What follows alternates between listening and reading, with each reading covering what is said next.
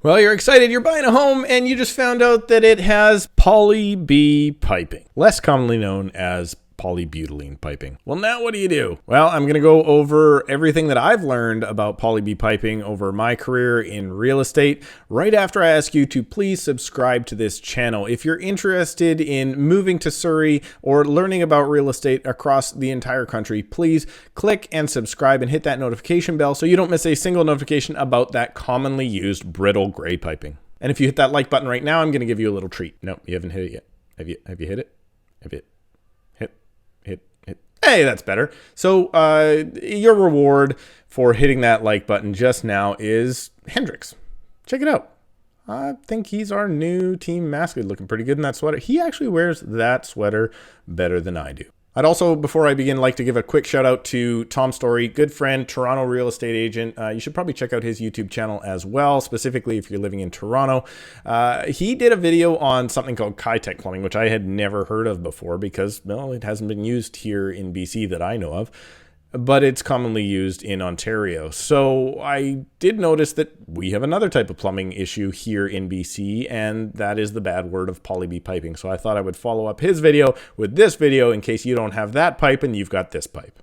I should probably toss this disclaimer out too before I begin. I'm not a plumber. I am not a home inspector. I am not any type of professional that you should rely on for opinions about plumbing or the type of plumbing you have in your home. All I can do is relay the experience that I have in selling homes that have this type of piping in it and then relay it to you. So hopefully you can make a better educated decision if you do come across this type of pipe in a home that you're trying to buy. And you might be shocked. You might already have this type of pipe in your home and not even know it. So if you want, just press pause right now, go run down under your sink, and if you see that gray type of pipe underneath your sink, come back here, type it in the comments. I'd be super interested to know what year your house was built and if you have that type of pipe. Okay, polybutylene piping. Let's get into a little bit of background. Back in the day, 1983 usually or older, you had copper pipe. That's what everybody used. Well, in 1984 and really 85 and 86 is when it became super popular. Polybutylene piping, or that gray plastic pipe that now a lot of people think is an issue, became the norm. The reason for this is obviously plastic is a lot cheaper to manufacture than copper, but it's also a lot easier to install. There's no copper soldering needed. Poly-B is actually put together with crimping and fittings and all that stuff. So it's a lot easier to put together and a lot less labor intensive to install than copper was previously. I'm going to suggest that between 1986 and 1997, if you own a property within that age, it likely had, at one point, if it doesn't still, poly-B piping. It's easy to identify. It's a gray, hard plastic pipe. When they first started installing poly-B, there was actually a problem that they identified very quickly. So if you have a property from 1984, 85, 86 that has poly-B, you want to look and see if you have plastic fittings. The pipe being that gray pipe is one problem. The real problem that came through poly-B piping was if the fittings themselves were not copper either, and they were also that plastic gray pipe. Those plastic fittings would actually fail at a much higher rate. So at about 86 and 87, you started seeing most of the poly-B being installed with copper fittings. Now, by about 97, 98, the problem was well known with poly-B, and it was actually almost completely not used anymore at all. However, it wasn't removed from the building code until 2005. But what's the real problem? Is it just those plastic fitting portions? Like if I have the copper fittings, am I okay? Well, that's not an easy answer, so let's get into it. First off, there are some stories that when the stuff was actually manufactured, it would actually sit out in yards at like a supply center. And the outside coat or the outside layer of this pipe, because it was all stacked up on pallets, the outside was actually exposed to the UV rays from the sun. And that actually, those pipes, just the outside ones, not the ones on the inside of the pallet, would actually become more brittle and they would actually break. But that's just one part of the problem. Here's the real problem with poly-B. See, poly-B piping at a certain temperature, about 147 degrees, can actually let air into the system. So normally you're worried about water coming out of the system, but technically at a certain degree, the pipe can change a little bit and actually let air come into the pipe itself. So with Poly B, just the hot and cold water, you're probably not going to have any issues in your home unless you have really, really hard water. Some of the lawsuits that came around were out of, I think, Texas and Calgary, where they had really, really hard water, and that mineralization on the inside, or the minerals in the water, would actually erode the pipe from the inside. But here in BC, we don't really have hard water. We've got really, really soft water without all those minerals in it. So what's the problem here? Well, the problem here, like I said, isn't in the hot and cold water that's maybe going to your, toilet or sink or tap or whatever. If you have in-floor radiant heat, this is where the problem begins. See, every in-floor radiant heat system is going to have a central boiler. And that central boiler is usually basically a closed system where the water just circulates through, it gets heated up in the boiler and goes back through. Now, what I know about those is usually they have a cast iron burner inside. So the water actually will cycle through a cast iron burner, again, which is also fine. However, once it gets up to a certain degree and some air comes into the system, now you've got air in the system and it's going to go cycle through with the water into that cast iron burner, and that cast iron burner is going to start to rust.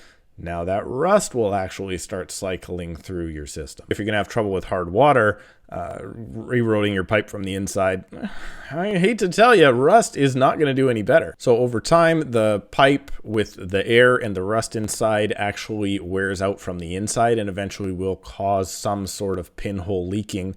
And it actually has an even greater effect on those fittings if they're not copper. Now, another problem with in-floor heating is generally it's laid within some sort of concrete within the floor. So if your pipes start leaking and they're in concrete, you've got a real problem on your hands. Now, if you just have the pipe running in your crawl space and maybe up to your upstairs bathroom, it's not really that big of a deal. It's fairly easy to remove and replace, and you're probably not going to have those leaks anyway. But the real problem with Poly B piping is that the insurance companies don't really care if it's running to a tap or if it's in your in-floor heat. They don't differentiate where the pipe is. They only differentiate if the pipe is within your home. And the reason for that is there was some fairly substantial lawsuits, specifically out of the States, as there always is in the States. Lawsuits are way bigger in the States. Maybe those lawsuits were bigger because they were in Texas. Everything's bigger in Texas. And then when those insurance companies heard of these lawsuits and the type of pipe that was the center of those lawsuits,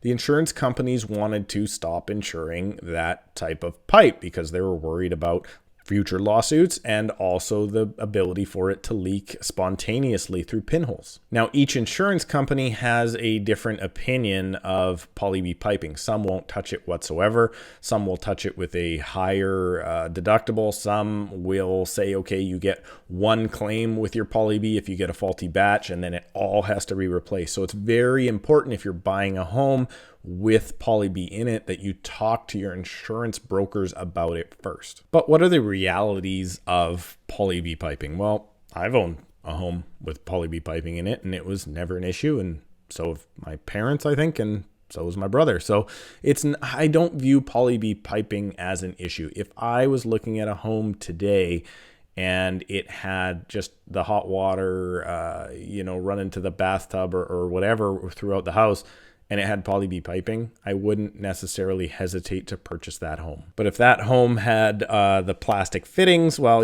that's a job that you're going to likely have to do right away. Where I would probably hesitate and maybe start looking at a different property is if the in-floor heat of that home, if you do have in-floor radiant heating, if that has Poly B piping, that's probably a spot where I would consider moving on to the next property, because that's not an easy repair.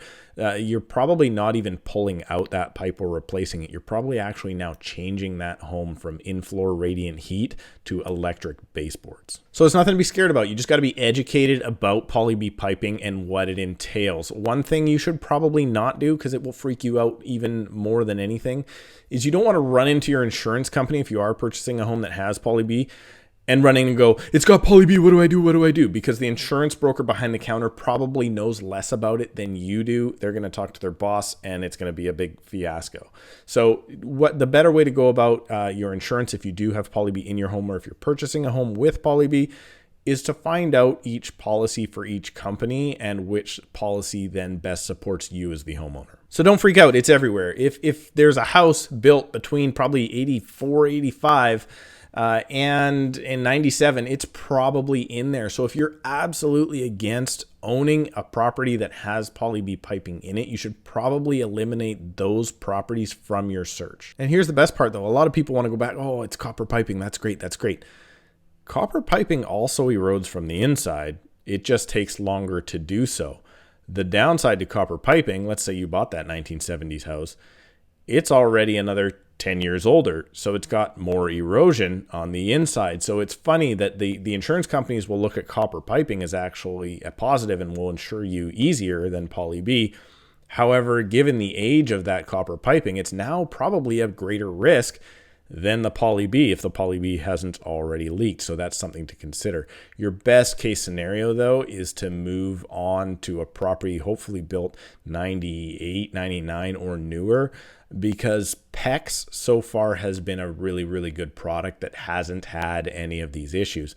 The problem I find with plumbing is every time they come out with a new type of pipe, they say it's going to last for 100 years, and it usually lasts for 10 to 25 years. So we're not really 25 years into PEX yet, so we don't exactly know if it's going to start failing at the 20, 25, 30-year mark. However, so far, PEX appears to be what you want, and it's probably what you're going to put in your property in the event that you do find poly B and you want to swap it out. Now, if you're on a crawl space, it's really easy to swap out, guys, and it should only be a few $1,000s to swap it out and maybe a little bit of drywall as well. But again, if it's built into a slab, well, now you're talking about a little bit different problem. And at that point, I'm going to tell you to rely on your contractor and your home inspector and maybe your uncle that knows plumbing. Thanks so much for watching. If you learned anything here today, please click the like button. Help get this information out to other people so they can also understand the poly B that might be in the home they're purchasing or the poly B that's in the home that they already own. Please remember to subscribe for your chance to enter and win that blue bag back there for our 1,000 subscriber giveaway. We're halfway there. Super excited about growing this channel. Thank you so much, and we'll see you in a couple of days.